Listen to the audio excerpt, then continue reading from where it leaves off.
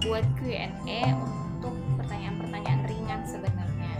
Jadi kemarin aku adain postingan menawarkan teman-teman yang pengen nanya apa aja, dan postingan atau Q&A ini ada giveaway-nya. Yeay! Dari postingan yang aku buat kemarin, aku sudah simpan 5 pertanyaan untuk aku jawab. Jadi nanti dari 5 orang ini aku akan random teman-teman yang berhasil mendapatkan full Hikmat Mamidayu. Semoga berkah ya, insyaallah. Amin. Jadi ini pertanyaan pertama tuh ada di nih pertanyaannya.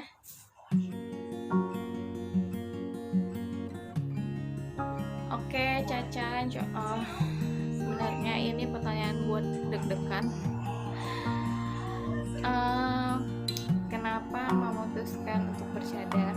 Sebenarnya aku nggak pernah dan belum mau mengklaim kalau aku pakai cadar gitu.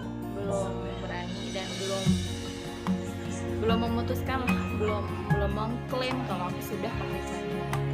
Sebenarnya ini berawal dari pandemi ya, pandemi corona ini kita kan mengharuskan, kita mewajibkan kita sekarang keluar itu harus pakai masker ya. Jadi memang awal-awal itu pakai stok masker, tapi susah din dapatnya dan mahal. Jadi aku hanya pakai masker sekitaran di sini aja. Kalau misalnya keluar sedikit tuh pakai masker. Terus kalau misalnya kita jalan jauh, aku alihkan maskernya itu ke niqab, karena kebetulan aku punya stok niqab. Karena kan beberapa kali kemarin umroh aku suka pakai niqab gitu. Kalau di sana kayaknya lebih senang aja gitu pakai niqab. Tapi nggak sering sih, kadang ada jalan sendiri misalnya atau jalan terlalu ramai aku pakai niqab waktu umroh. Jadi ada punya niqab, jadi aku alihkan si masker ke cadar. Jadi alasannya tuh sesimpel itu sih sebenarnya, karena pandemik itu jadi mengubah aku yang dari pakai masker ke niqab gitu. Jadi karena kalau jalan jauh itu aku ganti jadi pakai niqab, aku kan kadang suka iseng, suka storyin, dan aku udah kelihatan wajahnya itu kan pakai. Terus balik ke pengen ada ikut kelas online lah, atau ada beberapa buat video, aku kelihatan wajah itu kayak ngerasa aneh gitu, ngerasa asing, ngerasa kayak ada yang kurang. Jadi sebenarnya lebih ke terbiasa sih, jadi mulai kebiasaan gitu. Jadi dan udah terbiasa dan mulai nyaman. Soal manfaatnya ya, manfaat dalam Islam, aku soalnya bukan ustadz, bukan ustazah, bukan ahli ibadah juga. Jadi intinya kalau ini jawab sepengetahuan aku yang sesimpel, manfaatnya dalam Islam kalau berniqab itu kan menjaga pandangan kita kepada yang laki-laki yang bukan mahram, menjaga kehormatan kita juga gitu. Intinya seperti itu. Kalau aurat wanita kita tahu semua ya, kalau wanita itu auratnya seluruh tubuh kecuali wajah dan tangan ya. Seluruh tubuh kecuali wajah dan tangan, itu aja. Jadi kalau ditanya kenapa berniqab dan pada akhirnya aku memutuskan untuk lanjut ya, niqab itu kan sunnah ya, sunnah Rasul. Kalau dipakai berpahala, kalau dikerjakan berpahala, kalau tidak pun tidak mengapa gitu. Jadi aku mau kasih pesan juga buat teman-teman mungkin yang belum memakai dan melihat teman-teman kita yang sudah pakai, yang sudah istiqomah, yang jauh lah daripada aku, itu itu nggak boleh juga ya memperolok-olok mereka, menyindir atau meremehkan mereka. Sebaliknya, kalau teman-teman kita yang yang sudah memakai pun kita juga tidak boleh memperolok-olok yang belum memakai sesuai syariat misalnya, atau belum memakai jilbab, atau yang belum memakai niqab, atau belum sesempurna itu berpakaian. Jadi kita sama-sama saling mendoakan aja gitu. Next, yang kedua pertanyaannya, tujuan donasi sebenarnya udah sering banget aku posting ya, cuman mungkin ada beberapa yang belum paham. Oke. Pertama, aku donasi, aku ceritain nih deh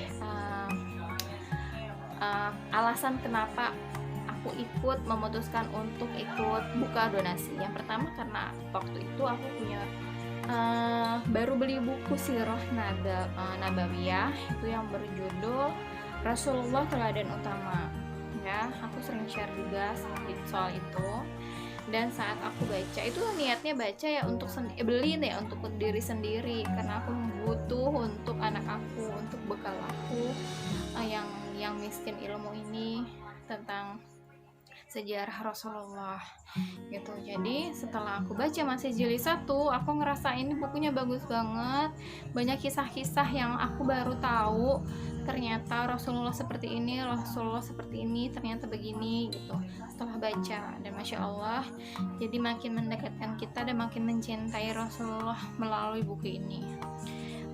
Dan satu lagi, makin memperkuat ibadah khusus aku ya, makin mencintai kan, makin tahu sejarahnya, makin kita mau mencontoh sifat dan akhlak Rasulullah.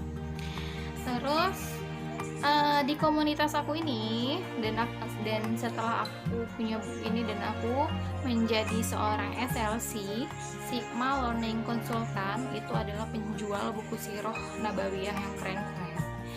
Dan ternyata ada komunitas menjadi kurir wakaf ya, menjadi kurir wakaf. Nah, setelah itu aku memutuskan untuk ikut menjadi kurir wakaf, karena aku pengen bukan hanya aku aja yang dapat ilmu dari buku-buku ini.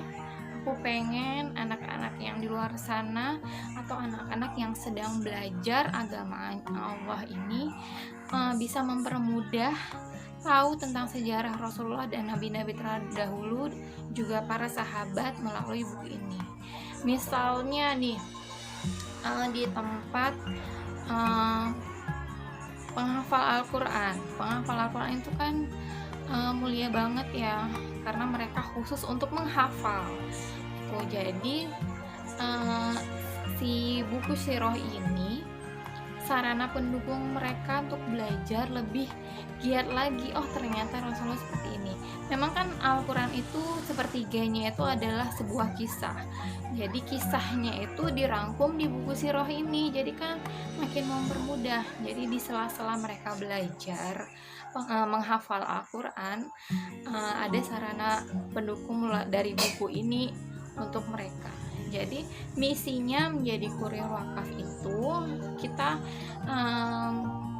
sekomunitas ini berawal dari prihatinnya kita makin rendahnya akhlak-akhlaknya anak-anak. Jadi berharap dengan mereka tahu siapa Rasulnya, tahu siapa nabi-nabi terdahulunya, tahu tentang para sahabat. Jadi mereka bisa mencontoh akhlak dari Rasulullah SAW. Mereka ini akan punya sosok idola ya, sosok idola yang bisa diteladani, karena bukan cuma idolakan artis-artis doang yang tidak bisa kita contoh, juga yang di dalam buku ini banyak banget kan sifat-sifat Rasulullah yang mulia. Jadi berharap mereka bisa mencontoh keakhlakan dan keteladanan dari Rasulullah. Alasan kita untuk alasan atau visi kita di dalam komunitas ini menjadi kurir wakaf ini. Jadi kenapa dibuka donasi? Ini buku satu paketnya itu kan lumayan ya. Jadi aku mau ngajak wakaf rombongan, yuk yang pengen wakaf tapi misalnya bisanya cuma segini, Nah si B bisanya cuma segini, si C cuma segini, tapi pengen menyebarkan atau memberikan buku yang bermanfaat untuk anak-anak yang di luar sana. Makanya kita rombongan, makanya aku buka donasi supaya kita rombongan sama-sama saling peduli sama generasi anak-anak yang akan datang, sama-sama mencari ridhonya Allah, sama-sama mencari amal jariah, nabung di akhirat lagi gitu. Jadi itu alasannya kenapa aku bukan donasi. Pertanyaan ketiga dari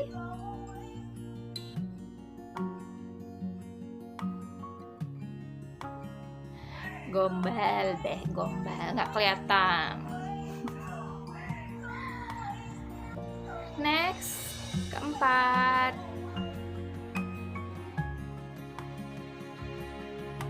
Oke, pertanyaan keempat ini ya Masya Allah banget ya. Aku nggak tahu nih maksudnya menguji aku atau memang bertanya. Karena aku memang juga bukan ustazah, bukan ahli ibadah ya. Tapi makasih banyak untuk pertanyaan ini buat aku belajar lagi. Kebetulan di komunitas aku juga ada menginformasikan juga, saling mengingatkan, terkhususnya untuk amalan di bulan Zulhijjah. Oke, amalan utama pada bulan Zulhijjah yang pertama adalah memperbanyak amal soleh. Itu apa aja? Itu yang pertama bisa sedekah, yang kedua membaca Al-Quran lebih banyak lagi, lebih sering lagi, yang ketiga memperbanyak sholat sunnah, yang keempat bisa menjalin silaturahmi. Oke, amalan yang kedua di bulan Zulhijjah adalah puasa. Nah, puasa sunnahnya juga di Zulhijjah ini ada tiga macam. Yang puasa pertama adalah puasa Zulhijjah. Puasa Zulhijjah ini bisa dilakukan di awal Zulhijjah, di tanggal 1 Zulhijjah sampai tanggal 9 Zulhijjah. Yang kedua adalah puasa tarawiyah. Puasa tarawiyah ini dilakukan pada tanggal 8 Zulhijjah. Yang ketiga adalah puasa Arafah. Puasa Arafah ini kita lakukan di tanggal 9 Zulhijjah. Ketiga yaitu memperbanyak zikir, tahlil, dan takbir. Zikir, tahlil, dan takbir yang biasanya kita lakukan setelah selesai sholat. Nah, kali ini di bulan Zulhijjah bisa dilakukan setiap saat, bisa sambil aktivitas, bisa sambil ngapain aja. Yang keempat adalah sholat Idul Adha. Yang kelima itu menyembelih kurban.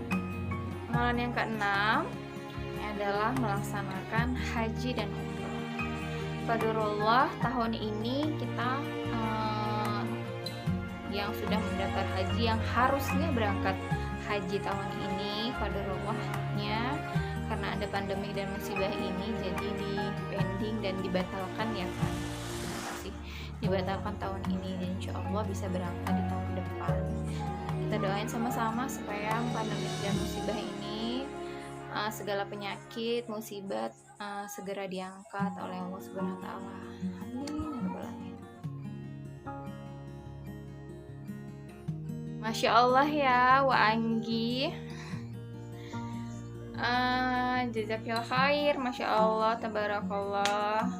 Anaknya Kak Anggi juga Masya Allah cakep, cantik, main cakep, cantik gitu. Oke.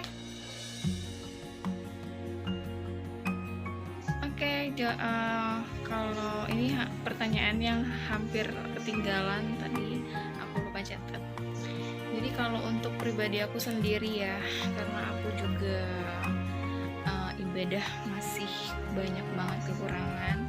Jadi kalau saran dari aku untuk supaya ibadah atau sholat 5 waktu kita nggak bolong-bolong, nggak ketinggalan, dan insya Allah bisa tepat waktu, itu yang pertama yang aku lakukan adalah semakin ingat tentang kematian. Kematian itu hal yang pasti dan harus kita ingat, bahkan pahala untuk kita yang selalu mengingat kematian. gitu. Jadi semakin mengingat kematian, semakin kita tahu bahwa kita berasal dari mana dan akan kembali ke siapa gitu. Terus yang selanjutnya, yang kedua, aku berusaha mengenal siapa Rasul kita. Karena dengan mengenal siapa Rasul kita, kita kan bisa mencontoh akhlak-akhlak dari beliau, ibadah-ibadah dari beliau. Gitu aja jawaban singkat dari aku, oke? Iya.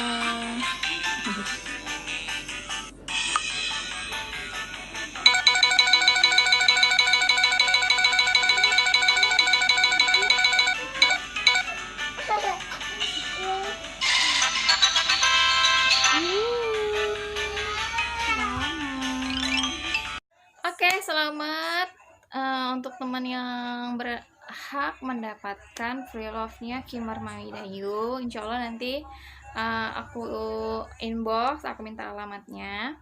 Dan terima kasih untuk teman-teman yang sudah ikutan Q&A iseng-isengan Mami Dayu ini, tanya Mami Dayu. Tapi kayaknya boleh lah nanti aku buat kayak gini lagi, kayaknya seru. Oke, aku mau minta maaf untuk pertanyaan-pertanyaan yang mungkin kurang berkenan, karena aku bukan seorang ustazah, bukan seorang ahli ibadah. Aku hanya seseorang yang mau belajar memperbaiki diri. Oke, terima kasih teman-teman sudah nonton. Assalamualaikum.